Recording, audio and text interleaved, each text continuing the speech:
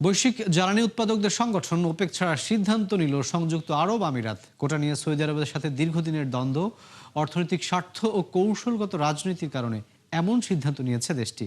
এতে জ্বালানি বাজারে অস্থিরতা তৈরি হলে ক্ষতির মুখে পড়বে ওপেকের অন্য সদস্য রাষ্ট্রগুলো। আরো জানাচ্ছেন নুসরাত মৌমি। তেল উৎপাদনকারী দেশগুলোর সংগঠন ওপেক এবং ওপেক প্লাস থেকে বের হওয়ার ঘোষণা দিয়েছে সংযুক্ত আরব আমিরাত, যার পেছনে রয়েছে নিজস্ব অর্থনৈতিক স্বার্থ, উৎপাদন সীমা নিয়ে অসন্তুষ্টি এবং কৌশলগত রাজনীতি। ইরান যুদ্ধের এই সময়ে যা বৈশ্বিক জ্বালানি বাজারের জন্য বড় এক ধাক্কা। এতে দীর্ঘমেয়াদে প্রভাব ফেলবে বিশ্ব অর্থনীতিতে। তেলের উৎপাদন সীমা বা কোটা নির্ধারণ নিয়ে সৌদি আরবের সঙ্গে আমিরাতের দ্বন্দ্ব দীর্ঘদিনের। অভিযোগ, কোটায় অতিমাত্রা সুবিধা ভোগ করে সৌদি আরব, ফলে বঞ্চিত হয় ওপেকের অন্য সদস্য দেশগুলো।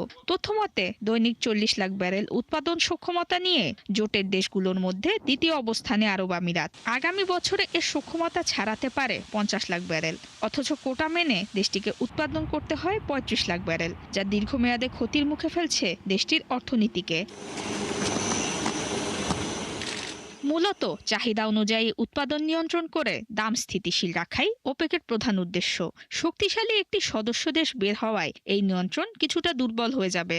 অন্যদিকে নিজের ইচ্ছামতো তেল উৎপাদন ও রপ্তানি করে বাজারকে প্রভাবিত করতে পারবে সংযুক্ত আরব আমিরাত। এছাড়া ওপেক দুর্বল হলে তেলের বাজারে প্রভাব বাড়বে যুক্তরাষ্ট্রের, ফলে বৈশ্বিক বাজারে অনিশ্চয়তার পাশাপাশি দেখা দিতে পারে অস্থিরতা। এতে লাভবান হবে আমদানিকারক দেশগুলো, আর সবচেয়ে ঝুঁকিতে পড়বে ওপেকের বাকি সদস্যরা।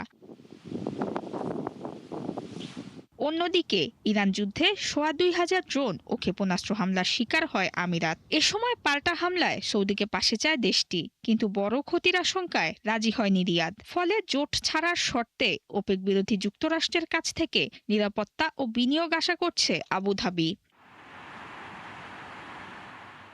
তথ্যমতে ২০২৫ সাল পর্যন্ত মোট উৎপাদিত জ্বালানির ৫০% ওপেকের নিয়ন্ত্রণে ছিল।